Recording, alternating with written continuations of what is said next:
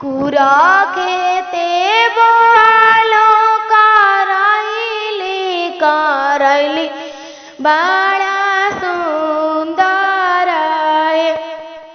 माता को की जन्माली कावन बेटी बेटी बड़ा सुंदर है।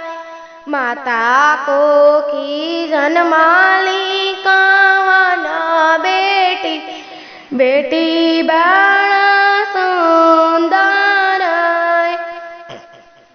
के कारा के देवो करैली बड़ा सुंदर है।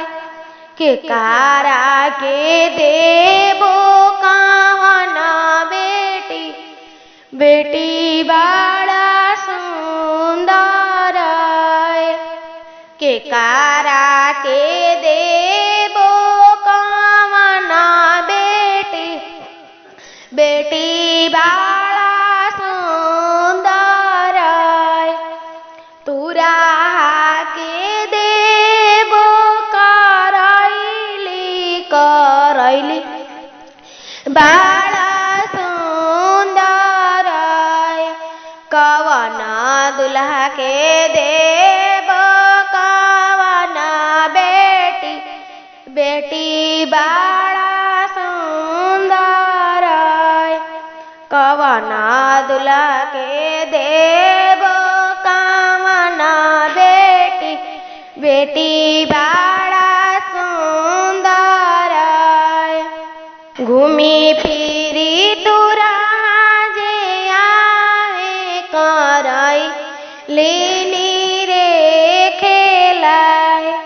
के जे बोले करैली बड़ा सुंदर है। के जे बोले करैली बड़ा सुंदर है। घूमी फिरी दुल्हा जे आवेले सुबह वानी रे खाले। माता को की जन्माली कावन सुबह बड़ा सुंदर है। माता को की जन्माली कावन सुबह बड़ा सुंदर है। कुरा खेते बोलो करैली